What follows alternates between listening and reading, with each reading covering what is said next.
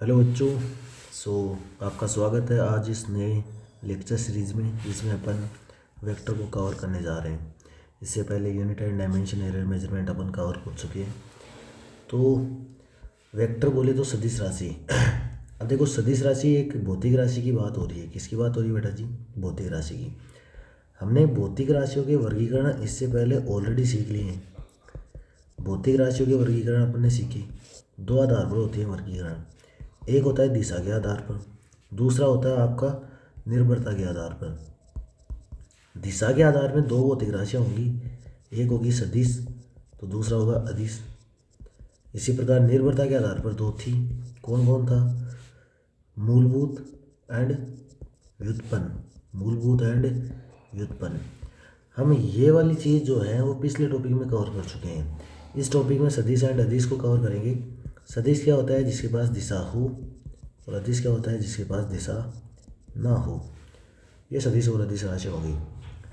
अब मेन अगर अपन पूरी डिटेल में चर्चा करें अदिश राशि की, सबसे पहले तो अदिश राशि क्या होती है? वो भौतिक राशि है जिनको निरूपित करने के लिए केवल और केवल किसकी आवश्यकता पड़े बेटा? परिमाण की आवश्यकता पड़े। केवल किसकी आवश्यकता पड़े बेटा जी? परिमाण की ही आवश्यकता पड़े। वो राशि क्या कहलाती है? आपकी अदिश राशि। मतलब दिशा की आवश्यकता नहीं होनी चाहिए। अदिश राशियाँ कौन से योग नियम का पालन करती है? बीजगणितीय योग नियम का। उदाहरण क्या है अदिश राशियों की? जैसे समय। समय की कोई दिशा थोड़ी होती है, दूरी कोई दिशा नहीं होती, द्रव्यमान की कोई दिशा नहीं होती। कभी भी ऐसे नहीं बोलते इतना द्रव्यमान इस दिशा में। लंबाई की कोई दिशा नहीं होती। फिर अदिश राशि जो है वो धनात्मक, ऋणात्मक और शून्य हो सकती हैं। जैसे आवेश, पॉजिटिव नेगेटिव सुना होगा आपने। कार्य भी पॉजिटिव नेगेटिव हो सकता है। स्थिर ऊर्जा भी पॉजिटिव नेगेटिव हो सकती है, जीरो भी हो सकती है। अब यहाँ पर पॉजिटिव और नेगेटिव जो हैं, किसी अदिश राशि में अगर पॉजिटिव नेगेटिव लगाया हुआ है, मतलब वो पॉजिटिव नेगेटिव किसको डिफाइन कर रहे हैं? पॉजिटिव नेगेटिव कर रहे हैं उस अदिश राशि की प्रकृति को डिफाइन कर रहे हैं। जैसे आवेश है, पॉजिटिव है। पॉजिटिव है मतलब वहाँ पर प्रोटॉन ज़्यादा है, नेगेटिव है मतलब वहाँ पर इलेक्ट्रॉन ज़्यादा हैं। प्रकृति को बता रहे हैं वो केवल। फिर नेक्स्ट बात करते हैं अपन सदिश राशि की। सदिश राशियाँ वो होती हैं जिनमें परिमाण और दिशा तो हो ही हो, साथ ही एक्स्ट्रा पॉइंट और ध्यान रखना, किसका पालन होना चाहिए यहाँ पर? सदिश योग नियम का। मतलब यहाँ पर तीन कंडीशन है बेटा। किसी राशि के सदिश होने की कितनी कंडीशन है? तीन। क्या क्या है वो? ये तो परिमाण होना चाहिए, दिशा होनी चाहिए और सदिश योग नियम का पालन होना चाहिए। सदिश योग नियम का भी पालन होना चाहिए भैया, तीनों होने चाहिए। ऐसा नहीं कि केवल ये दो हो जाए। दो नहीं, अगर ये दो हो गए और ये तीसरा अगर नहीं हुआ तो इसका मतलब वो सदिश राशि नहीं होगा। तीसरा भी फॉलो होना चाहिए। जैसे मैं बात करूँ करंट, इलेक्ट्रिक करंट, विद्युत धारा। विद्युत धारा के पास क्या होती है? दिशा होती है। उच्च विभव से निम्न विभव बहती है विद्युत धारा। इसके पास दिशा है, परिमाण भी है, बट ये किसका पालन नहीं करती? सदिश योग नियम का पालन नहीं करती। इसलिए विद्युत धारा एक कैसी राशि है? अदिश राशि है, सदिश राशि नहीं है वो। आगे बात सुनिए।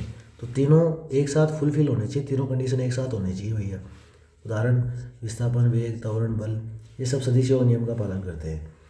देन सदिश राशियाँ धनात्मक, ऋणात्मक और शून्य हो सकती हैं। बिल्कुल सही बात है, ये तो अदिश राशियाँ भी हो सकती थी। लेकिन अगर कोई भौतिक राशि है तो उस भौतिक राशि का परिमाण, यहाँ पर परिमाण की बात हो रही है बेटा। परिमाण जो है वो हमेशा पॉजिटिव होगा। परिमाण हमेशा क्या होगा? किसी भी भौतिक राशि का पॉजिटिव होगा। ठीक है, वो कभी भी नेगेटिव नहीं हो सकता। सीधी सी बात है, वो कभी भी क्या नहीं हो सकता? नेगेटिव। फिर ये विद्युत धारा वाला एग्जाम्पल समझा दिया कि ये एक अदिश राशि है क्योंकि ये सदिश योग नियम का पालन नहीं करता है। फिर वेक्टर का रिप्रेजेंटेशन सीखते हैं अपन। वेक्टर का क्या क्या सीखते हैं? रिप्रेजेंटेशन। वेक्टर के रिप्रेजेंटेशन में अपन तीन चीज़ें सीखेंगे। एक होगा उसका कौन सा रिप्रेजेंटेशन बेटा जी? सिंबॉलिक, मतलब किस सिंबल से अपन इसको रिप्रेजेंट करेंगे। दूसरा क्या होगा? दूसरा अपन इसका मैथमेटिकल सीखेंगे। कौन सा सीखेंगे? मैथमेटिकल, गणितीय निरूपण। तीसरा अपन इसका सीखेंगे ग्राफिकल निरूपण। तो तीन हो गई, सिंबॉलिक, मैथमेटिकल और ग्राफिकल। सिंबॉलिक की अगर मैं बात करूँ तो कैसे आप किसी भी सिंबल को अगर बोल सकते हैं कि ये वेक्टर को रिप्रेजेंट कर रहा है। कोई भी सिंबल कब वेक्टर को रिप्रेजेंट कर पाएगा? तो जैसे कोई भी लेटर लिखा मैंने, उस लेटर के ऊपर अगर आपने एरो लगा दिया, मतलब ये जो ए के ऊपर ये लगाया हुआ एरो, अब ये जो है इस ए को क्या बना दिया है? एक वेक्टर बना दिया है, राइट। कोई भी अल्फा है, अल्फा के ऊपर एरो लगा दिया, मतलब ये इस अल्फा को वेक्टर बोलने की कोशिश कर रहा है। मैथमेटिकल में क्या होगा, अभी अभी बताया कि अगर सदिश राशि को डिफाइन करना है तो सदिश राशि मान लो इस ए को डिफाइन करना है, तो ए को डिफाइन करना है तो इस सदिश राशि के पास एक तो इसका परिमाण होना चाहिए, इसका परिमाण मैंने बोल दिया ए इसका परिमाण है बेटा। फिर उसकी दिशा होनी चाहिए, दिशा के लिए मैंने इसको लगा दिया इसके आगे ए केप, इसको क्या पढ़ेंगे ए केप। ए जो है वो परिमाण को बता रहा है और ए केप क्या बता रहे हैं, दिशा को बता रहे हैं। किसको बता रहे हैं, दिशा को। तो ये आपकी सदिश राशि बन गई। सदिश राशि को निरूपित करना है तो हमेशा ध्यान रखिए ए क्या होना चाहिए, परिमाण होना चाहिए, दूसरा क्या होना चाहिए, दिशा। तब जाके आपको एक मैथमेटिकल फॉर्म उसका दिखाई देगा सदिश रूप का। ग्राफिकल में क्या करेंगे, अपन एक एरो लेंगे, ये एरो बना दिया, इस एरो का ये पूंछ हो गया और ये इसका शीर्ष हो गया, टेल और हेड। अब यहाँ पर ये एक वेक्टर को, ये एरो एक वेक्टर को रिप्रेजेंट करेगा जिसकी डायरेक्शन टेल टू हेड होगी एंड जो इसका मैग्नीट्यूड होगा, वो इसकी लंबाई के बराबर होगा या लंबाई के समानुपाती होगा, इसे बोल दो लेंथ के समानुपाती होगा। ठीक है क्या, इसकी लंबाई जो है वो इस वेक्टर की किसको बताएगी बेटा जी, परिमाण को बताएगा। और इसकी दिशा किधर से किधर होगी, टेल से हेड। ठीक है ना, ये बातें यहाँ पर लिखी गई है। देन स्टैंडर्ड डायरेक्शन, अब देखो स्टैंडर्ड डायरेक्शन में क्या होता है, ये एक्स हो गया, ये वाई हो गया, फिर ये माइनस वाई होगा, ये क्या हो गया माइनस एक्स। अब इसी का दूसरा नाम है, इसको ईस्ट बोल दो, इसको वेस्ट बोल दो, इसको नॉर्थ बोल दो, इसको साउथ बोल दो। ठीक है क्या, आई कैप बोल दो, माइनस आई कैप हो गया, ये जे कैप हो गया, माइनस जे कैप हो गया। ठीक है, फिर ये जो बीच वाला डायरेक्शन होगा, नॉर्थ और ईस्ट के बीच में जो डायरेक्शन होगा उसको नॉर्थ ईस्ट नाम देंगे। अब जैसे एक्स डायरेक्शन को कौन सा वेक्टर डिफाइन कर रहा है यहाँ पर, आई कैप। आई कैप जो है वो एक यूनिट वेक्टर है। जैसे इसमें ए वेक्टर डिफाइन करना है तो ए कैप कौन है, ए कैप एक यूनिट वेक्टर है जिसका काम क्या है, डायरेक्शन बताने का काम है। दिशा बता रहा था यहाँ पर, अगर तुम ढंग से देख पा रहे हो तो क्या बता रहा था, दिशा। किसी के ऊपर भी अगर केप लगा दिया मतलब वो यूनिट वेक्टर बन गया इकाई सदिश, और इकाई सदिश का काम है दिशा बताना। जैसे एक्स एक्स की दिशा आई के बता रहे हैं, वाई एक्स की दिशा जे के बता रहे हैं। तो ऐसे नॉर्थ और ईस्ट के बीच की दिशा कौन बताएगा, वो बताएगा आई के plus j cap upon root to. ये आई के plus j cap upon root two north east direction का इकाई सदिश है। जैसे एक्स दिशा का आई कैप है, वाई दिशा का जे कैप है, तो नॉर्थ ईस्ट दिशा का आई cap plus J cap upon root to है। ठीक है, ये एक इकाई सदिश है बेटा। ऐसे ही नॉर्थ वेस्ट का ये होगा, नॉर्थ वेस्ट का भाई नॉर्थ और वेस्ट के बीच होना चाहिए, तो वेस्ट तो माइनस आई कैप है, नॉर्थ जे कैप है तो माइनस आई कैप प्लस जे कैप हो गया और अपॉन रूट टू हो गया, क्योंकि ये इसको क्या बनाना है, इकाई सदिश बनाना है। तो इकाई सदिश बना दिया बेटा। अगर इकाई सदिश यहाँ से डिफाइन करना हो, इकाई सदिश क्या होगा आपका, तो इकाई सदिश होगा ए वेक्टर अपॉन क्या हो जाएगा, इसका मैग्नीट्यूड हो जाएगा। ए वेक्टर अपॉन इसका क्या हो जाएगा बेटा जी, मैग्नीट्यूड हो जाएगा। इकाई सदिश का ये फॉर्मूला है। तो यहाँ पर ये तो वेक्टर हो गया नॉर्थ ईस्ट डायरेक्शन का एंड ये उसका मैग्नीट्यूड हो गया। ये रूट टू आ रहा है जो है वो उस वेक्टर के मैग्नीट्यूड को डिफाइन कर रहे हैं। ओके, अब जैसे यहाँ पर क्रॉस और दिखाया गया है, क्रॉस का मतलब होता है माइनस जेड और माइनस के लिख सकते हैं, डॉट का मतलब बाहर की ओर है, प्लस जेड और के हो सकता है। आई केप जे केप के क्या बता रहे हैं, ये एक्स एक्स वाई एक्स और जेड एक्स की इकाई सदिश बता रहे हैं। फिर इसको निरूपित करना है 30 मीटर उत्तर की ओर। उत्तर का मतलब होता है कौन सी दिशा, जे केप, तो 30 जे केप हो गया। 40 मीटर बाहर की ओर, बाहर कौन था, के केप। 20 मीटर उत्तर पश्चिम, तो ये देखो यहाँ पर देखो तो 30 तो इसका परिमाण है और ये दिशा है, 40 परिमाण दिशा, अब 20 मीटर परिमाण है और ये इसकी दिशा। अब ये 20 तो परिमाण हो गया इसका दिशा। उत्तर पश्चिम बोले तो नॉर्थ वेस्ट हो गया, उसमें क्या दिशा है, माइनस आई के plus j cap upon root to है। तो ये आपका सदिश हो गया। अब बारी आती है कि सदिश का परिमाण कैसे लिखते हैं। पहले अपन 2D सदिश की बात कर लेते हैं, फिर 3D। 2D सदिश है मतलब उसके पास दो ही घटक हैं बेटा, एक एक्स घटक एक वाई घटक। बोले तो ये सदिश दो ही दिशाओं में है, या तो एक्स वाई में हो सकता है, या वाई जेड में हो सकता है, या एक्स जेड में हो सकता है। तो मैंने मान लिया कि ये सदिश एक्स और वाई में है। एक्स में है मतलब आई कैप है और वाई में है मतलब जे कैप है। तो एक्स में कितना है, बोला गया है ए एक्स में, वाई में कितना है, ए वाई है। ठीक है क्या, तो ये आपका ए एक्स हो गया और ये क्या हो गया, ए वाई। तो अब बोला सर इसका ये पॉइंट कहाँ पर हो गया, मतलब ये ए सदिश कौन से पॉइंट को निरूपित कर रहा है, इस पॉइंट को। तो इस पॉइंट का यहाँ से क्या लोकेशन हो जाएगा, ये लोकेशन हो जाएगा, ये लोकेशन हो गया। तो इसका ये जो लोकेशन है या ये जो एरो है वो इस ए सदिश को निरूपित कर रहा है बेटा।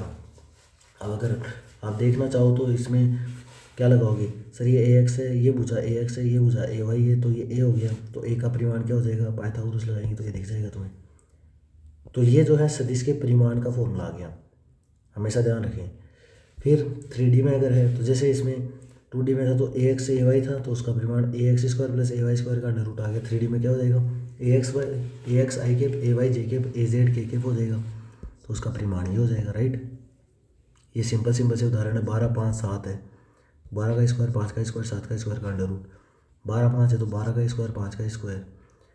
फिर यहाँ पर -10√2 है तो -10√2 का स्क्वायर 10√2 का स्क्वायर, तो ये आ जाएगा, ठीक है। फिर आते हैं सदिशों का प्रतिस्थापन। दो प्रकार के प्रतिस्थापन होते हैं, एक समांतर होता है, एक घूर्णन होता है। समांतर प्रतिस्थापन क्या बोलता है कि जैसा सदिश है उसको ऐसा का ऐसा उठाओ, ऐसा का ऐसा उठा लिया यहाँ से और यहाँ पर रख दिया, ऐसा का ऐसा उठाना है। पहले 60 डिग्री का कोण बना रहा था, अब भी 60 ही बना रहे हैं। तो आपने जब इसको उठाया यहाँ से तो ना तो इसका परिमाण चेंज किया ना इसकी दिशा चेंज की। भाई दिशा चेंज कैसे नहीं की, कैसे पता चला, 60 डिग्री का 60 डिग्री कोण ही रह गया, मतलब दिशा चेंज नहीं हुई। फिर जितने लंबाई का एरो था उतनी लंबाई का एरो रह गया, मतलब क्या समझ आ गया, ना इसकी लंबाई चेंज की ना इसकी दिशा चेंज की, और इसका समांतर प्रतिस्थापन हो गया। यहाँ पर समांतर प्रतिस्थापन में ये समझ आ गया कि यहाँ पर सदिश जो है वो चेंज नहीं हुआ, आपका सदिश चेंज नहीं हुआ। तो समांतर प्रतिस्थापन में सदिश का ना तो परिमाण चेंज होता है ना उसकी दिशा चेंज होती है। घूर्णन प्रतिस्थापन, घूर्णन प्रतिस्थापन में क्या है, एक सदिश आपका, ये सदिश दिख रहा होगा आपको, इसको आपने क्या किया, यहाँ से पकड़ के इसी बिंदु के सापेक्ष, इसके मैं बोलूँ पूंछ वाले बिंदु के सापेक्ष, टेल पॉइंट के सापेक्ष इसको घुमा दिया। घुमा दिया तो क्या समझ आया, इसका लंबाई तो होगा वो रह गया लेकिन दिशा अलग हो गया। अब लंबाई को का वो रह गया, दिशा अलग हो गया, तो सदिश चेंज हुआ या नहीं हुआ, हुआ, क्योंकि सदिश तो दो चीज़ों से मिलकर बना होता है। किस किस से, परिमाण है दिशा से। तो इस बार क्या चेंज नहीं हुआ, ये तो नहीं हुआ, बट ये तो चेंज हुआ, तो ओवरऑल राशि क्या होगी, चेंज होगी। तो इस बार सदिश चेंज होगा, तो इनिशियल सदिश फाइनल सदिश के बराबर नहीं होगा, इसलिए वो नॉट इक्वल टू लगाया गया है, ठीक है क्या। फिर नेक्स्ट आता है दो सदिशों के बीच का कोण। दो सदिशों के बीच का कोण, एक तो वेरी इंपॉर्टेंट पॉइंट ये है कि वो कभी भी 180 से बड़ा नहीं हो सकता, हमेशा 180 से छोटा होगा। फिर इसके ज्ञात करने के दो स्टेप होते हैं। पहला स्टेप क्या है, जब भी आपको दो सदिशों के बीच का कोण निकालना है तो पहले तो उन दोनों सदिशों के टेल से टेल मिलाएं। टेल से टेल किसका उपयोग करते हुए मिलाना है, समांतर प्रतिस्थापन का उपयोग करते हुए मिलाना है, राइट। फिर पहले अपन टेल से टेल मिला लेंगे, फिर उसके बाद टेल से टेल मिलाने के बाद दो कोण दिखेंगे, उनमें से जो छोटा कोण होता है, सबसे छोटा कोण जो होगा वो तुम्हारा सदिश कोण होगा। जैसे तुम्हें दिख रहे होंगे ये ए है, ये क्या है बी है, तो ए और बी को मैंने समांतर प्रतिस्थापन से ऐसा कैसा उठाया भाई, इसको यहाँ पर उठा लिया, लेके आ गया, फिर इसको यहाँ पर लेके आ गया, तो ये कोण, एक ये कोण दिखा रहा है, एक बाहर वाला कोण दिखा। अब बाहर वाला कोण 180 से बड़ा है, इसलिए ये काम करने की, ये अंदर वाला काम का है, ठीक है क्या। यहाँ पर तो आपने टेल से टेल मिला लिए, इसे आप हेड से हेड भी मिला सकते हो, मिलाना चाहो तो जैसे ये था, इसको मैंने क्या किया, इसके नज़दीक लेके चला गया, ऐसा कैसा, ये लो हेड टू हेड मिल गया। अब यहाँ पर भी दो कोण है, एक बाहर वाला है एक अंदर वाला है, तो अंदर वाला काम का होगा, बाहर वाला काम का नहीं होगा। जितना कोण ये होगा उतना ही कोण यहाँ पर दिखेगा, दोनों सेम ही होंगे। तो जो मर्जी हो वो कर सकते हो आप लोग, टेल टू टेल या हेड टू हेड कुछ भी मिला सकते हो, ठीक है, ओके। अब जैसे ये ए सदिश है, ये बी सदिश है। ए सदिश जो है वो अक्षक से 60 डिग्री कोण बना रहा है और बी सदिश माइनस अक्षक से 30 डिग्री कोण बना रहे हैं। तो बी सदिश को उठाओ, वापस लेके नज़दीक ले आओ, ऐसे ले आया, उतना का उतना होना चाहिए 60। ये बी सदिश माइनस अक्षक ये है, उसके साथ 30 डिग्री कोण बना रहा था। तो अब ये जो है ये टेल से टेल मिल ही गए थे, टेल से टेल मिलने के बाद दोनों के बीच के कोण जो होगा उनका सदिश कोण निकलेगा। यहाँ पर ए और बी के बीच का कोण 90 डिग्री हो गया। बी और सी के बीच का देखो, ये बी है ये सी है, तो सी को ऐसा कैसे उठा लो बी के पास, तो ये बी और सी के बीच का दिख गया सीधा 30। फिर ए और सी के बीच का देखना है, ए वापस से देखो, ए क्या है आपका, ये है ए और ये है कौन, ए और सी, ये है सी, तो सी माइनस अक्स में है सर, ये एंगल जो है वो इन ए और सी के बीच का एंगल कहलाएगा। फिर उसके बाद ऐसे ये बाकी प्रॉब्लम्स है, ये सिंपल से प्रॉब्लम कर लेंगे भाई आप लोग। उसके बाद ये कुछ और, ये मतलब इसका डिटेल्ड सॉल्यूशन बनाया गया आपको।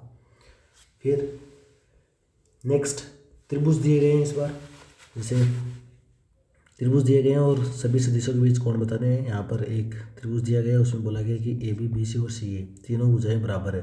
तीनों भुजाएं बराबर है मतलब एक संभव त्रिभुज बन रहा है, ये गारंटी है। ठीक है क्या। अब कोण पूछा गया है ए बी और बी सी के बीच, बी सी और सी ए के बीच, और सी ए और ए बी के बीच। तो ए बी को पकड़ो। ए बी का मतलब क्या होता है, पहले तो इस ए बी का मतलब समझो। ए बी के ऊपर एरो लगाया गया है, मतलब ए से बी की सदिश हो रहा है सर। ये ए पॉइंट, ये बी पॉइंट, ए से बी बन गया। फिर बी सी का मतलब बी से सी के बीच, ये बी सी बन गया।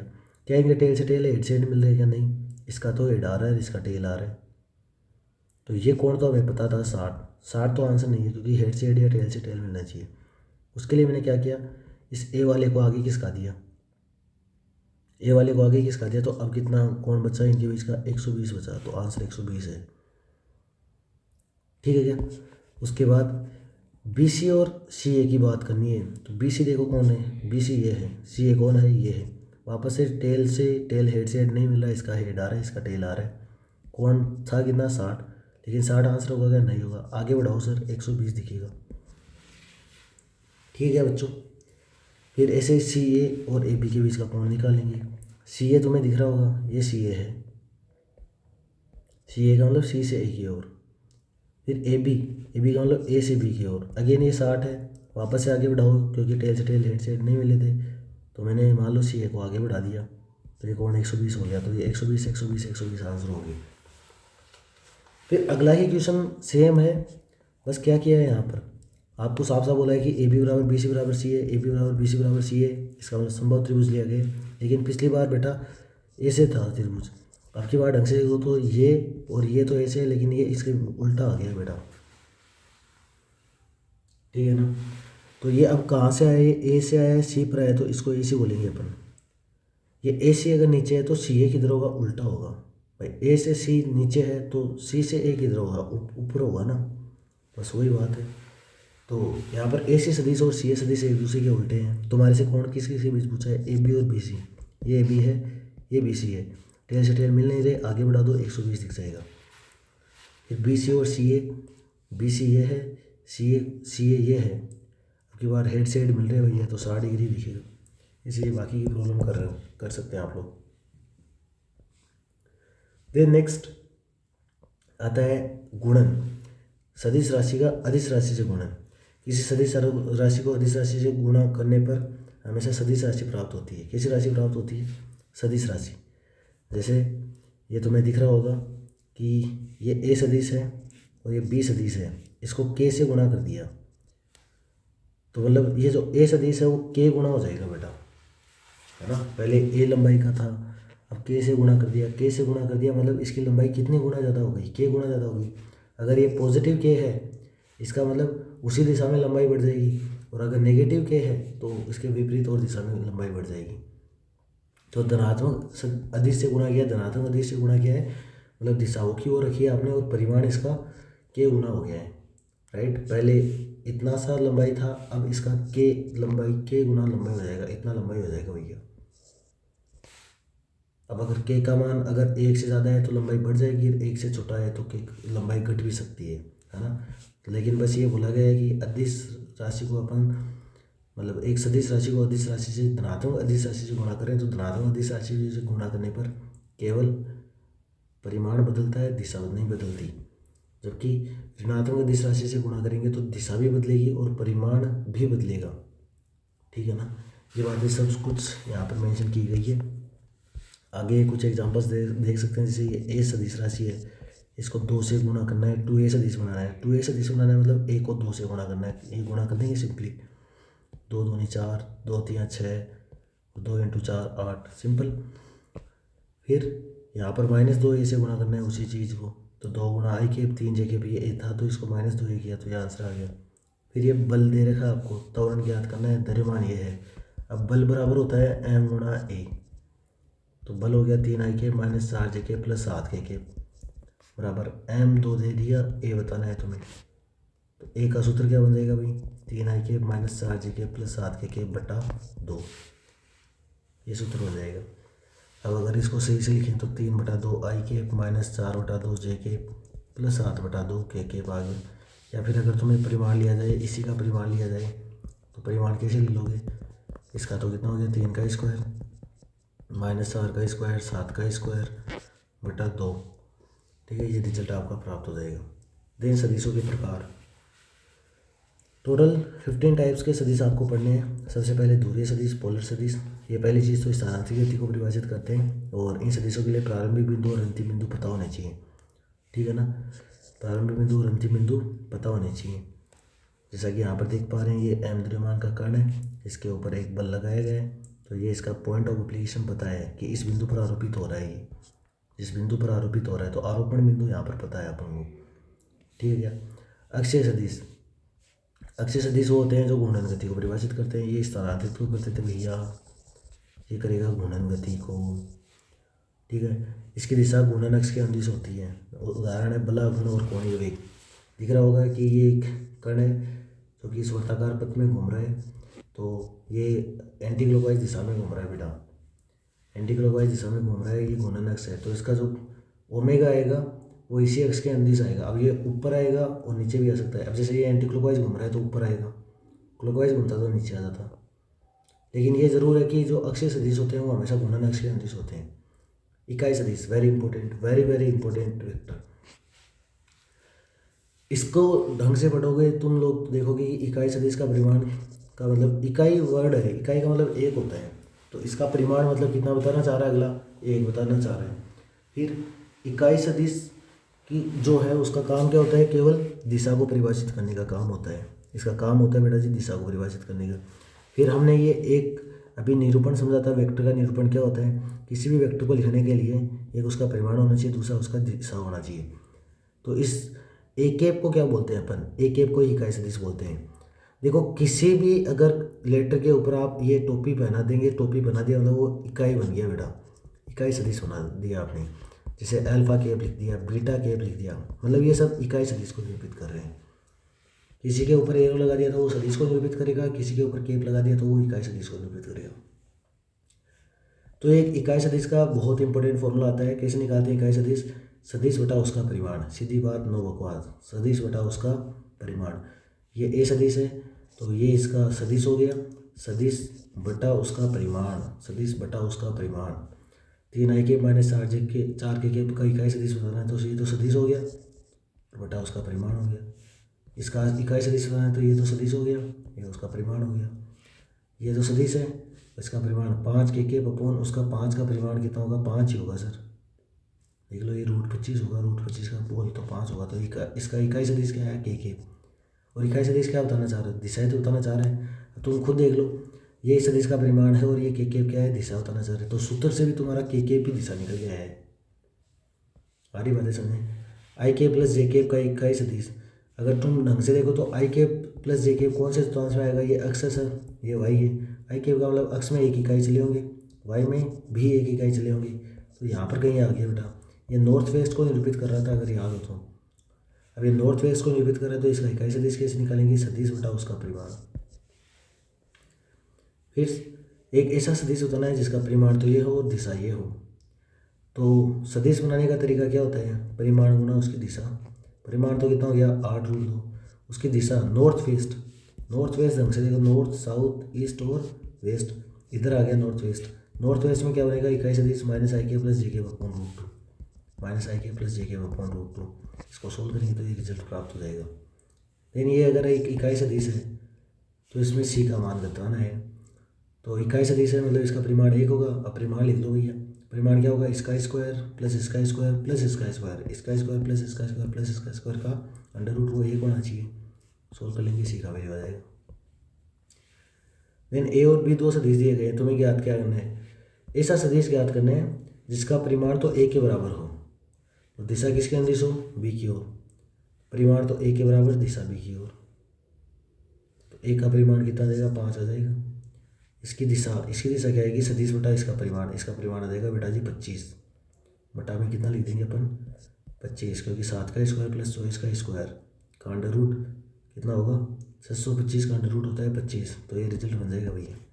अगला क्वेश्चन, ऐसा सदिश बनाना है जिसका परिमाण बी के बराबर और दिशा ए के अनुदिश हो, तो बी का तो परिमाण होना चाहिए, दिशा ए की होनी चाहिए। ये सूत्र लगा देंगे अपन, आ जाएगा रिजल्ट। समांतर सदिश, समांतर सदिश ऐसे सदिश होते हैं जिनकी दिशा हमेशा समान होती है, केवल एक ही चीज़ पता होती है समांतर सदिशों की, वो होती है दिशा। अब दिशा अगर समान होती है, समान दिशा वाले सदिश हैं, इसका मतलब ये दो सदिश दिख रहे होंगे, इनके बीच का कोण कितना होगा, 0 होगा, क्योंकि समांतर हो गए। समांतर रेखाओं के बीच का कोण सुना होगा 0 होता है, ठीक वैसे ही समांतर सदिशों के बीच का कोण भी 0। फिर अब ये समांतर सदिश हैं, कोण इनका 0 हो गया, साथ ही इनकी दिशा बराबर होगी। दिशा बराबर होगी मतलब ए के बराबर बी केप होगा क्या। अब अगर ए के बराबर बी केप है तो यहाँ से देखो, यहाँ से क्या लिखते हो, ए केप का सूत्र क्या होगा, ए सदिश बटा उसका परिमाण, बी केप का क्या होगा, बी सदिश बटा उसका परिमाण। अब यहाँ पर ए और बी बराबर नहीं है भैया, समांतर सदिशों में केवल दिशा समान होती है, परिमाण के बारे में कुछ नहीं पता होता अपन को। तो यहाँ से ये ए यहाँ पर जाके बैठ जाएगा, तो ए बटा बी इंटू बी सदिश हो गया। तो ये ए बटा बी क्या होगा, परिमाणों का अनुपात। परिमाणों का अनुपात कोई नियतांक होगा, उसको क्या बोल दिया। अब परिमाण हमेशा धनात्मक होते हैं, तो के भी क्या होता है, धनात्मक होता है। तो ये एक संबंध आ गया, ए सदिश बराबर के बी सदिश। ये एक क्वेश्चन आ गया कि ये तुम्हारे पास ए सदिश और बी सदिश, दो सदिश समांतर है। समांतर है इसका मतलब क्या हो गया कि ये ए एक्स बटा बी एक्स और ए वाई बटा बी वाई और ए जेड बटा बी जेड जो होगा वो बराबर होंगे बेटा। ए वाई बटा बी वाई और ए जेड बटा बी जेड जो होंगे वो बराबर होंगे।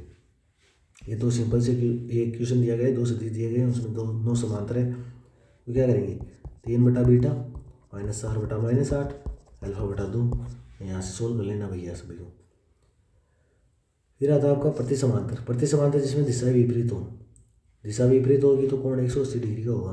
दिशा विपरीत है मतलब ए के बराबर माइनस बी के होगा। इस बार वापस से परिमाण के बारे में कुछ नहीं बोला गया है, तो परिमाण असमान बनेंगे। फिर अब ए के बराबर माइनस बी केप है, तो ए केप की वैल्यू तो क्या रखेंगे, ए बटा ए, और ये बी केप की माइनस बी बटा बी हो जाएगा। ये वापस से ए बटा ए इसके साथ आके बैठ जाएगा, तो ए बटा बी बन जाएगा, माइनस ऐसा कैसा रहेगा, ए बटा बी क्या होगा, कोई ना कोई के होगा। के यहाँ पर पॉजिटिव होगा भैया, पॉजिटिव होगा तभी तो नेगेटिव साइन विपरीत दिशा बता पाएगा यहाँ पर। फिर समान सदिश, समान का मतलब अगर कोई सदिश ही समान है, इसका मतलब सदिश में कितनी चीज़ें छुपी होती हैं, 2, दिशा और परिमाण। सदिश समान होने का मतलब उसकी दिशा भी समान है, परिमाण भी समान है। तो थीटा 0 डिग्री है, दिशा समान है, इसका मतलब समांतर सदिश हो गए वो। और ए के बराबर बी के और ए बराबर क्या होगा बी। अब ए के बराबर बी के है तो ए बटा ए, बी बटा बी कर देंगे तो ए बराबर बी आ जाएगा, क्योंकि इस बार ए चले जाएंगे। ये दो सदिश समान सदिश हैं तो इनके संगत घटक बराबर हो जाएंगे। इस बार समांतर सदिशों में संगत घटकों का अनुपात समान था, यहाँ पर संगत घटक ही बराबर हो जाएंगे। ये सिंपल सा क्वेश्चन है। 3, 4, 5 ये एक सदिश है, ये बी सदिश है, बराबर सदिश है, समान सदिश है, तो संगत घटकों को बराबर कर दो भैया, संगत घटकों को बराबर कर दो। दो समान सदिश समांतर हो सकते हैं, बिल्कुल। समांतर के लिए तो केवल दिशाएं तो चाहिए, तो समान सदिशों में दिशा समान होती है, बिल्कुल सही बात है। लेकिन समांतर सदिश क्या नहीं हो सकते, समान सदिश नहीं हो सकते, या हो कोई जरूरी नहीं है, क्योंकि समांतर सदिशों में केवल दिशा है और समान सदिशों में दो चीज़ें हैं, दिशा और परिमाण। तो हर समांतर सदिश में परिमाण समान हो कोई जरूरी नहीं है, दिशा ही समान होती होंगी। ऋणात्मक सदिश, विपरीत सदिश, ऐसे सदिश जिनकी दिशा विपरीत हो और परिमाण समान हो, तो दिशा विपरीत हो और परिमाण समान हो। फिर 8वां आता है शून्य सदिश, जिनका परिमाण शून्य हो, दिशा परिभाषित होगी इनकी। शून्य सदिश कैसे मिल सकता है, अगर सदिशों से खुद को ही घटा दिया तो 0 बन गया, या किसी सदिश को 0 से गुणा कर दिया तो 0 बन गया। स्वतंत्र सदिश ऐसे सदिश होते हैं जिनका कोई निश्चित स्थान नहीं होता, मतलब इनका प्रतिस्थापन हो सकता है, और प्रतिस्थापन करने के बाद ये क्या रहे, अपरिवर्तित रहे, तो स्वतंत्र सदिश कहलाते हैं। स्थानीयकृत सदिश का मतलब ये होता है इनका कोई ना कोई आरोपण बिंदु होता है कि ये आखिर कौन से स्थान पर लग रहे हैं, तो स्थान पर लगना है मतलब एक स्थानीयकृत सदिश कहलाएगा वो। जैसे बोतल है, इस बोतल में दो बिंदुओं पर मैंने बल लगाए, एक बार आरोपण बिंदु ऊपर रखा, एक बार आरोपण बिंदु नीचे रखा। जब आरोपण बिंदु ऊपर रखा तो ये बोतल जो है कहीं ना कहीं लुढ़कती हुई दिख जाएगी तुम्हें, राइट। लेकिन जब नीचे लगाए तो ये लुढ़कने के चांस कम होंगे इसके, तो ये घूम जाएगी और यहाँ पर स्थानांतरित होगी। तो सदिश वही था, दोनों जगह एफ एफ ही है, लेकिन अपने प्रभाव अलग अलग छोड़ गया वो, इसलिए स्थानीयकृत बोल दिया, मतलब इसका स्थान इंपॉर्टेंट है कि कहाँ पर लगाना है। सहरेखीय सदिश, ऐसे सदिश जो एक ही रेखा में आएंगे सहरेखीय कहलाएंगे। सह प्रारंभिक, जो सारे के सारे एक ही बिंदु से क्या हो, मतलब उनका प्रारंभिक बिंदु समान हो, ये सबका टेल पॉइंट समान है भैया। समतलीय, जो कि एक ही तल में होंगी, वो समतलीय कहलाएंगी। दो स्वतंत्र सदिश हमेशा समतलीय सदिश होते हैं, बट दो से अधिक सदिश समतलीय हो भी सकते हैं और नहीं भी हो सकते। दो कोई भी सदिश बना लो आप, ठीक है ना, वो डेफिनेटली एक प्लेन फॉर्म करेंगे।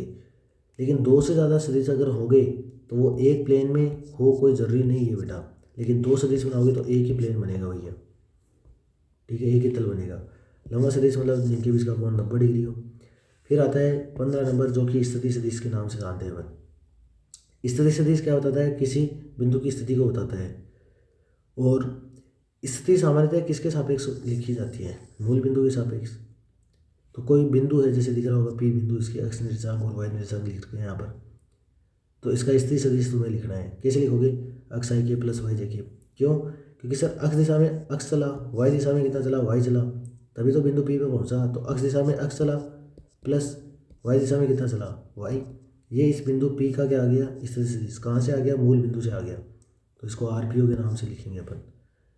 या फिर सामान्य जो सूत्र होता है किसी भी बिंदु का स्थिति सदिश कैसे लिखते हैं, तो आर पी आर क्या बताना चाह रहे हैं, बिंदु पी का संदर्भ बिंदु के सापेक्ष स्थिति सदिश। तो सूत्र क्या होगा, X P minus X R Y P minus Y R J cap. यहाँ पर देखूँ तो मैं संदर्भ बिंदु कौन है, मूल बिंदु। जब नहीं बोला जाए तो संदर्भ बिंदु मूल बिंदु को माना है। तो एक्स आर और वाई आर तो कितना हो जाएंगे, 0 0 हो जाएंगे, तो ये रिजल्ट आ गया। इसी आर पी ओ को अपन दूसरे तरीके से भी वो लिख सकते हैं, ओ पी। ओ पी क्यों, क्योंकि ओ से पी है सर। आर पी ओ का मतलब क्या है, बिंदु P का स्थिति सदिश है किसके सापेक्ष है, O के सापेक्ष। और PO का मतलब क्या है, P से O की ओर। या फिर OP का मतलब क्या होता है, O से P की ओर। दोनों का मतलब एक ही है, ठीक है ना। तो तुम्हें गौर से देखना है कि क्वेश्चन में क्या लिखा हुआ है, R के पदों में लिखा हुआ है या सीधा OP या AB ऐसा कुछ लिखा हुआ है। OP सदिश लिखा हुआ मतलब O से P, या फिर AB सदिश लिखा हुआ है तो A से B होता है। लेकिन RPO का मतलब क्या है, P का लिखना है, O के सापेक्ष लिखना है। फिर यहाँ से अगर आपने इस सदिश को निरूपित कर दिया तो ये जो भुजा आई है वो आपकी वाई आई है, और ये जो आई है वो आपका अक्स है। ये कोण अल्फा बोल दिया, तो टेन अल्फा का सूत्र हो गया वाई बटा अक्स, राइट। ये अल्फा कहाँ से बनाया गया, कोण है अक्स अक्स से। तो अक्स अक्स से कोण बना रहे हैं तो अक्स नीचे आ रहा है। वाई अक्स से कोण बना रहे हैं तो वाई नीचे आ रहा है। जहाँ से कोण बना रहे हैं वो नीचे बिठाना है अपन को। फिर 3D सदिश, 3D सदिश है तो उसमें 3 घटक होंगे, एक्स वाई और जेड होंगे, ठीक है ना। उसके बाद ये सिंपल सा क्वेश्चन है, एक स्थिति सदिश है तो मूल बिंदु के सापेक्ष, ये बिंदु है, इस बिंदु का स्थिति सदिश याद करना है मूल बिंदु के सापेक्ष। तो मूल बिंदु के सापेक्ष याद करना है तो स्थिति सदिश कैसे याद करते हैं, जिसका लिखना है उसको फाइनल, जहाँ से लिखना है उसको इनिशियल। लिखना ए का है किसके सापेक्ष, मूल बिंदु के सापेक्ष। तो मूल बिंदु कौन हो गया, 0,0, तो ये फाइनल हो गया और ये इनिशियल हो गया। तो 3 - 0 3, 2 - 0 2, फिर 1 - 0 1 के हो गया। ये मूल बिंदु के सापेक्ष हो गया। फिर 1 2 3 के सापेक्ष, तो इसके सापेक्ष लिखना है, इसका लिखना है। तो जिसका लिखना है वो फाइनल, जिसके सापेक्ष लिखना है वो इनिशियल। तो ये फाइनल है, ये इनिशियल है। 3 - 1 2 आई के, 2 - 2 0 के 0 जे के, 1 - 3 - 2 के। जिसका लिखना है वो फाइनल, जिससे लिखना है वो इनिशियल। फिर आता है परिणामी सदिश। परिणामी सदिश का मतलब है सदिशों को जोड़ना, दो या दो से अधिक सदिशों को जोड़ना, मतलब उनका परिणामी।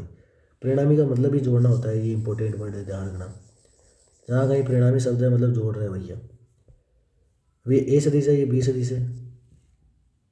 इनके तुम्हें घटक दिखा रखे हैं, A X A Y A Z, B X B Y B Z. जोड़ना है, कैसे जोड़ेंगे, आई को आई में जोड़ेंगे, तो इसमें आई कौन है, ए एक्स, इसमें कौन है बी एक्स, तो ए एक्स बी एक्स।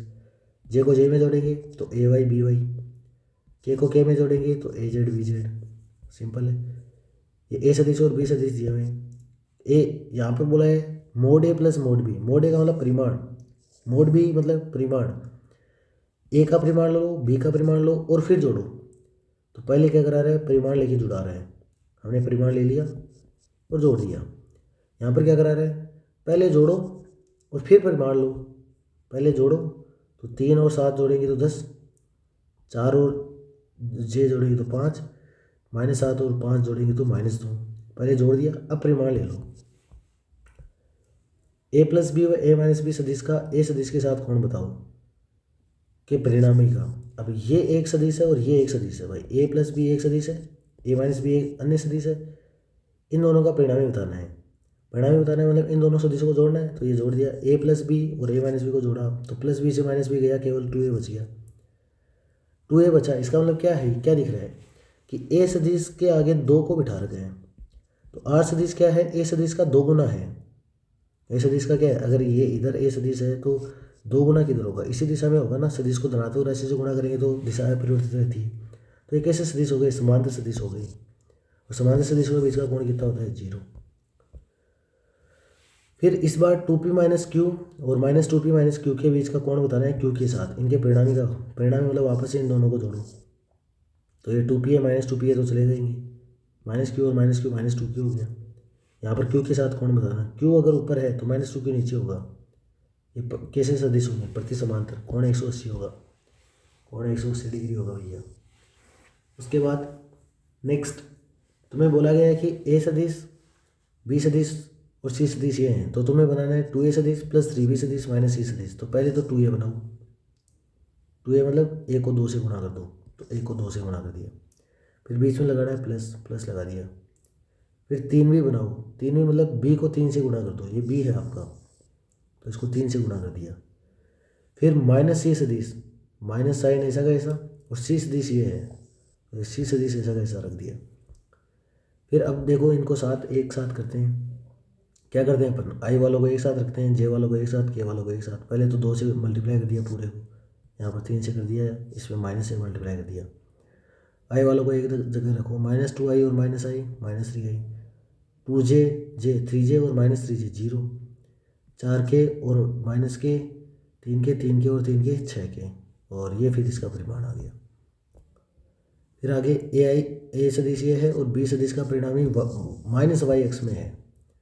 ए सदिश प्लस बी सदिश का परिमाणी जो परिणामी है वो माइनस वाई दिशा में इकाई सदिश है। माइनस वाई दिशा में इकाई सदिश कौन होता है, माइनस का जे के। ये ए सदिश है, तो अब बी सदिश याद करना है तो इसको उस साइड भेजना पड़ेगा, तो ये बी सदिश आ गया।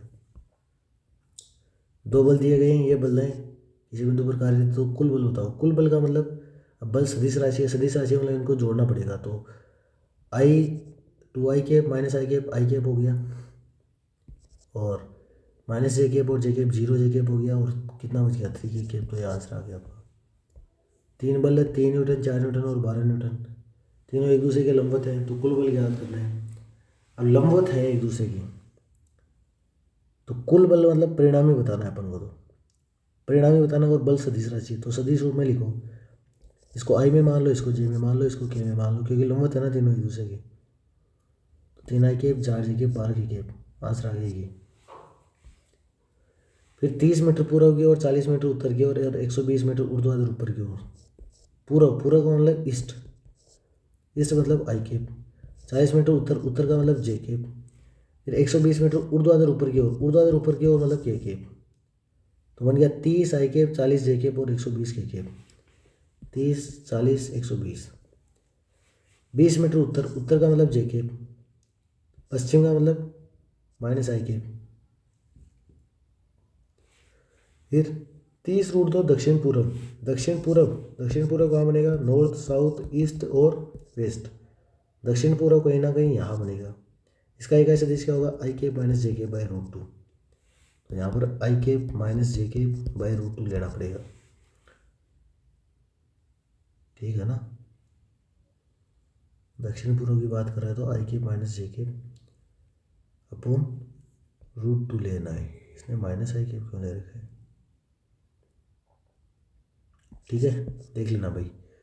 उसके बाद methods of addition, methods of addition में अपन 2 मेथड सीखेंगे बेटा, एक ग्राफिकल मेथड और एक एनालिटिकल। सबसे पहले अपन ग्राफिकल सीखेंगे। ग्राफिकल में 3 टोटल लो पढ़ने अपन को, एक ट्राइंगल लो, दूसरा पैरेललोग्राम और तीसरा पॉलीगन। ट्राइंगल लो की सबसे पहले अपन चर्चा करेंगे। ट्राइंगल लो क्या करता है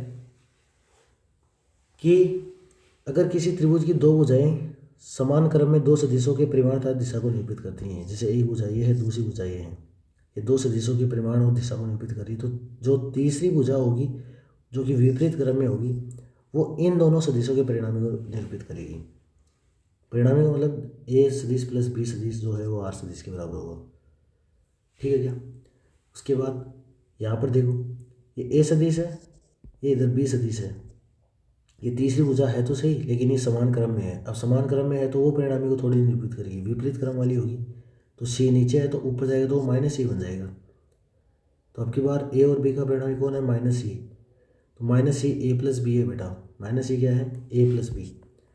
अब सी माइनस सी उधर जाएगा तो प्लस का हो जाएगा, तो ए प्लस बी प्लस सी बराबर 0 हो गया। तो यहाँ से क्या समझ आएगा कि सर यहाँ पर तो जो है वो अपन बोलेंगे कि बंद लूप बना रहे हैं पूरा का पूरा।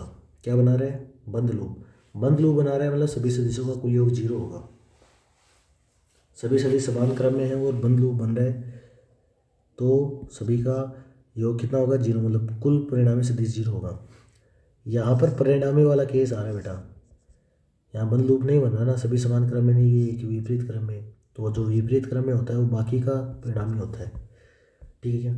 फिर ये एक कॉलम मैच करके देना था आपको कि कौन सा किसके साथ सुटेबल होगा, आप देखेंगे इसको।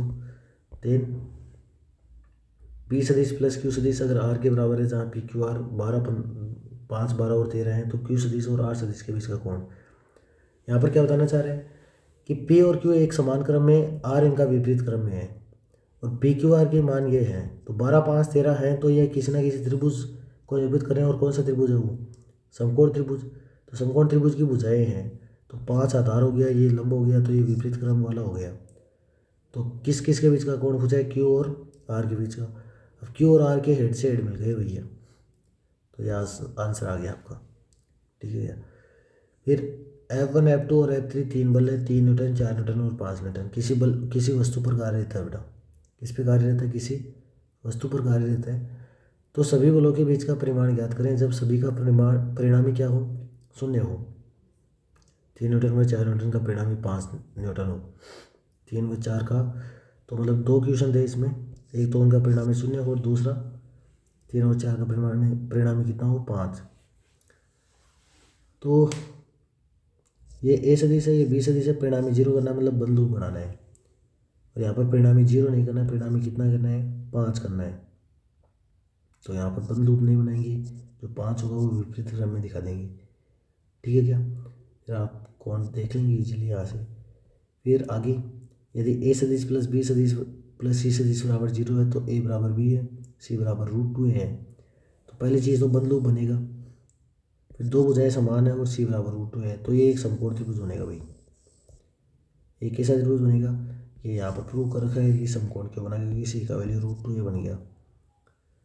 ये तभी बना जब ए और बी बराबर हुए होंगे। और √2 ये बना मतलब पाइथागोरस लगा, पाइथागोरस केवल और केवल किस पे लग सकता है? समकोण त्रिभुज पे लग सकता है। फिर नेक्स्ट, पी बराबर क्यू बराबर आर, मतलब समबाहु त्रिभुज बनेगा, वो भी परिणामी वाला बनेगा एक तो, और अगली बार बंद लूप वाला बनेगा। तो एक बार परिणामी वाला बना दो, एक बार बंद लूप वाला बना दो। ये तो कौन सा है? परिणामी वाला। ये कौन सा है? बंद लूप वाला। अब दोनों ही समबाहु त्रिभुज हैं, तो कोण, अंदर वाले कोण तो 60 ही होंगे हमेशा, लेकिन हमें सदिशों के कोण से मतलब है। और वो भी कौन कौन से सदिश हैं? पी और आर। इसमें पी और आर के बीच का कोण 60 नहीं होगा, 120 होगा, क्योंकि टेल से टेल हेड से हेड नहीं मिल रहा ना। फिर उसमें पी और आर के बीच का पूछा है क्या? यस, पी और आर के बीच का, ये पी है ये आर है, तो यहाँ पर तो 60 ही होगा। इसमें पी और आर के बीच का पूछा है, तो ये 120 होगा बेटा, क्योंकि यहाँ पर टेल से टेल हेड से हेड नहीं मिले, क्योंकि यहाँ पर टेल से टेल मिल रहे हैं। देन नेक्स्ट, यहाँ पर बोला गया है कि ए सदिश और बी सदिश एक दूसरे के लंबवत है, इनका परिणामी बी के परिमाण का आधा है। ये ए सदिश और बी सदिश एक दूसरे के, मतलब ए सदिश और बी सदिश का परिणामी आर है, और आर जो है ए के लंबवत है, और आर का परिमाण जो है वो बी का आधा है। तो ए सदिश बना दिया, बी सदिश बना दिया, ए के लंबवत हो गया आर, डायग्राम बन गया अपना। लेकिन पाइथागोरस लगा लो या तो, या फिर साइंटा कोस्टा लगा लो यहाँ पर। और जैसे आर का वैल्यू कितना है? b/2 है। ये कितना है? बी का परिमाण है, तो ये लंबा है, ये कर्ण है, तो साइंटा लगा दिया, तो थीटा का वैल्यू 30 आ गया, ये 30 आया। तो ए और बी के बीच का कोण पूछा, यहाँ पर टेल से टेल नहीं मिला ना, तो आगे बढ़ा दो, ये 30 है, तो आगे वाला कितना हो गया? 150 हो गया। फिर अपन सदिशों का बहुभुज योग नियम पढ़ते हैं। सदिशों के बहुभुज योग नियम में अपन क्या लगाएंगे कि यदि एक भुजा से खुले बहुभुज की भुजाएं समान क्रम में सदिशों के परिमाण और दिशा को निरूपित करती है, तो बहुभुज को बंद करने वाली विपरीत क्रम में भुजा परिणामी सदिश के परिमाण तथा दिशा को निरूपित करेगी। मतलब जो सदिश समान क्रम में होंगे उन सभी का परिणामी विपरीत क्रम वाली भुजा होगी। जैसे ये और ये सब समान क्रम में है बेटा, ये भुजा जो है वो विपरीत क्रम में है, ठीक है ना। समान क्रम क्यों? क्योंकि head tail head tail head tail head tail आ रहा है, इसमें क्या हो गया? टेल टेल हेड हेड हो गया, तो जिस भुजा का टेल से टेल हेड से हेड मिल जाए वो सभी का परिणामी होता है भैया, ठीक है ना। टेल से टेल हेड से हेड परिणामी होता है। फिर इसमें बनाना है अपन को। अब इसमें बनाना है तो देखो ये सारे के सारे समान क्रम में हैं, समान क्रम में है तो इनका योग 0 होगा। फिर यहाँ पर ए सदिश सी सदिश का विपरीत क्रम में डी सदिश है, तो ए सदिश प्लस सी सदिश बराबर तो डी सदिश है। ए सदिश प्लस बी सदिश प्लस ई सदिश बराबर कितना है, 0 है। इस बार वाले में लिखो, बार वाले में लिखो तो एक क्रम चुन लो तुम। जैसे मैं ये चुन लेता हूँ बेटा, इसमें डी से चालू हुआ तो डी, फिर सी वाला उसी क्रम में या विपरीत में, विपरीत में प्लस बी और प्लस ई समान क्रम में चला और बंद लूप हो गया, तो मतलब कुल योग कितना होगा, 0। ये समान क्रम में चलाया मैंने, तो 3 समीकरण बनेगी, उस पर बेस्ड इक्वेशन है। फिर ये equation A B plus A C plus A D plus A plus A बराबर 3AD है। A B A C A D का योग कितना है, 3AD है, 6 ये सिद्ध करना है। तो पहले देखो ए बी सदिश ए सी सदिश आंसर किसी पदों में चाहिए, ए डी के पदों में, तो इसको छेड़ना नहीं है। जिसके पदों में आंसर है उसको क्यों छेड़ेंगे अपन, बाकी को छेड़ेंगे।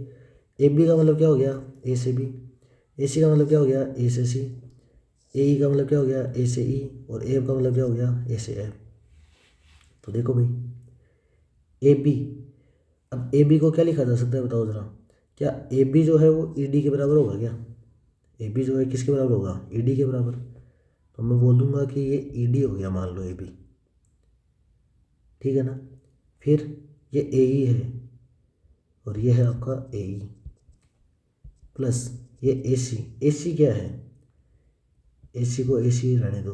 फिर ए एफ, ए एफ का वैल्यू सीधा का सीधा दिख रहा होगा, किसके बराबर है, सी डी के बराबर। तो ये ए डी ऐसा का ऐसा है, और जो ए एफ है उसको क्या लिख दो, सी डी रख दो, ठीक है। तो देखो देखो भैया ये ए डी इसको तो छेड़ना नहीं है। ए सी और सी डी मिल के, ए सी देखो ए सी ये है, सी डी मिल गया, तो ए सी और सी डी मिल के ए डी बन जाएगा। ए सी और सी डी मिल के वापस से ए डी बन जाएगा। फिर ए ई और ई डी मिल के फिर से ए डी बन जाएगा। ए ई और ई डी मिल के फिर से क्या बन जाएगा, ए डी। तो 3 ए डी आ गई, 1 2 3 ए डी आ गई। और ए डी में कितने ए ओ छुपे हुए हैं भाई, ए डी 2 ए ओ से मिलकर बना हुआ है। ये ए ओ है तो ऊपर वाला भी ए ओ है, क्योंकि समान लंबाई का है बेटा। तो ए डी 2 ए ओ से मिलकर बना हुआ है, तो 6 ए ओ हो गया यहाँ से, राइट, ओके। फिर और नेक्स्ट सदिशों का समांतर चतुर्भुज योग नियम। सदिशों के समांतर चतुर्भुज योग नियम में क्या बोला गया है कि अगर दो सदिश किसी समांतर चतुर्भुज की 2 भुजाओं द्वारा निरूपित किए जाते हैं तो उस समांतर चतुर्भुज का जो विकर्ण होगा वो विकर्ण उनके परिणामी को निरूपित कर रहा है। जैसे ए सदिश है, बी सदिश है, तो इधर भी बी सदिश ले लिया, इधर भी ये ए सदिश आ गया, तो समांतर चतुर्भुज बन गया। अब ये जो विकर्ण है वो किसको निरूपित कर रहा है, यहाँ पर इन दोनों सदिशों के परिणामी को निरूपित कर रहे हैं। ए सदिश के साथ कितना कोण बना रहा है, अल्फा। तो ये बी सदिश है तो ये भी तो बी सदिश है, तो बी सदिश के साथ कितना कोण दिख गया, बीटा। थीटा किस किस के बीच का कोण है, ए और बी के बीच का कोण है। तो ऐसे अल्फा बीटा थीटा 3 कोण पता चल रहे हैं किस किस के बीच का कौन सा कोण है, और आर बराबर ये हो गया। समांतरी चतुर्भुज योग नियम है, त्रिभुज योग नियम का ये दूसरा भाग है, तो ये दोनों एक दूसरे की क्या है, तुल्य है। ये था सदिशों का योग नियम। एंड कौन सा योग नियम था, अपन को 2 योग नियम पढ़ने थे, एक तो विश्लेषणात्मक विधि पढ़नी थी और एक ग्राफिकल विधि पढ़नी थी। तो ग्राफिकल विधि अपनी खत्म होती है, बाकी की चर्चा जारी करेंगे अपन कौन सी, analytical method in next video. Okay, thank you.